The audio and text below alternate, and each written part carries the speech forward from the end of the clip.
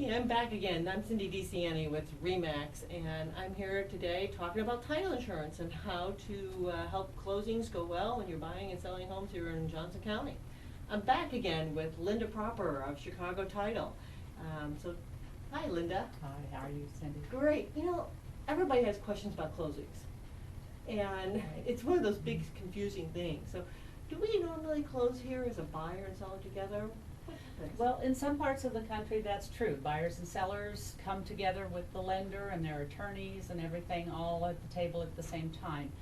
It's kind of a customary thing and with different parts of the country. And here, we choose to have the sellers come in ahead of time, sign their papers, so that at that point, they're just waiting for the buyer to close and get their funds. And the buyer comes in separately on the actual day of closing.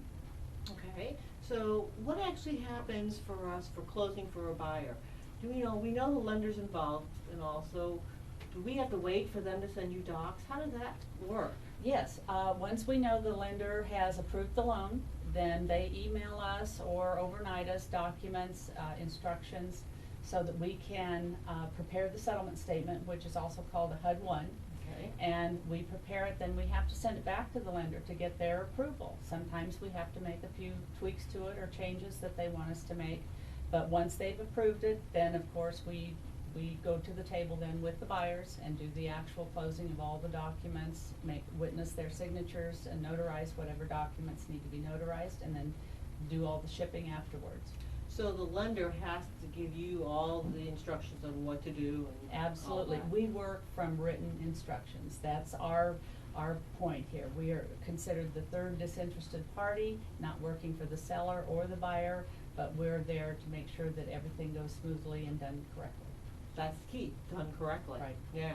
Closing, does it normally take, on a buyer side, 30 minutes, you say? I would say 30 to 40 minutes on a buyer's side, and usually there's about 60 to 70 pages to sign. Depending on the type of loan program. Type of loan and which lender. Okay. Some only have a few, others have quite a few. So what would be best for a buyer to be prepared? Does he need to come in and have a copy of his driver's license, or what does he need to help make it easier for you? Yes, since we are notaries in this and we do have to notarize the buyer's signatures, we do require valid ID, which is a current driver's license or passport. Or if you're a non-driver, we still require a valid ID from you, which can be obtained through the Department of Motor Vehicles. Right. But we do have to have that, and we do have you sign our notary log as well. Great. Terrific. Well, gosh, you told us a lot about closings today. Well, thank you. Thanks so much.